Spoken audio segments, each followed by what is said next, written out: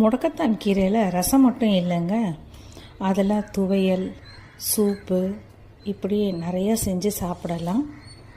பச்சையாகவும் சாப்பிடலாம், அரைச்சும் பூசலாம். அவ்வளோ மருத்துவ பலன் இருக்குது இதில்.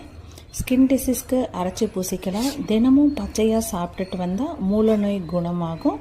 இதை சமைச்சு சாப்பிட்டுட்டு வரும்போது மலச்சிக்கல் சரியாகும். இதை தொடர்ந்து சாப்பிட்டுட்டு வரும்போது கேன்சருக்கான எதிர்ப்பு சக்தி நமக்கு கிடைக்கும். அப்புறம் இதை பற்றி சொல்லணுன்னா, சளி இருமலுக்கு சூப் செஞ்சு சாப்பிட்டோன்னா சளி இருமல் குணமாகும். இதுவுமே ரொம்ப பலனளிக்கும்.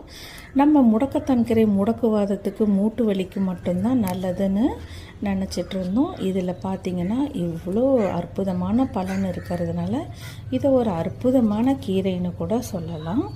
அவ்வளோ பலன் இருக்குது. இதை ஈஸியாக மாடி தோட்டத்துலேயும் வளர்க்கலாம். இப்படி வளர்க்கும்போது நம்ம அப்பப்போ ஃப்ரெஷ்ஷாக, ரசத்துக்கு கொஞ்சம் இருந்தால் போதும் இல்லையா, ரசம் பண்ணிக்கலாம். துவையலுக்கு கொஞ்சம் அதிக அளவு வேணும், அதிக அளவு வளர்த்து துவையலும் பண்ணிக்கலாம். இப்போ நம்ம உடச்சி விட்டு வளர்க்கும்போது நிறைய பிரான்ச்சஸ் எடுத்து நிறைய கீரை கிடைக்கும் நமக்கு.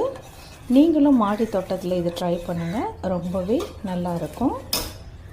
இந்த மாதிரி உடம்புக்கு ஆரோக்கியத்தை அதிகரிக்கக்கூடிய மூலிகை வளர்க்குறதும், அதை எப்படி சமைச்சு சாப்பிட்றதுன்னு தெரிஞ்சுக்கிறதுக்கு நம்ம சேனலை நீங்கள் சப்ஸ்கிரைப் பண்ணுங்கள், ஷேர் பண்ணுங்கள், லைக் பண்ணுங்கள். தேங்க்யூ ஃபார் வாட்சிங்.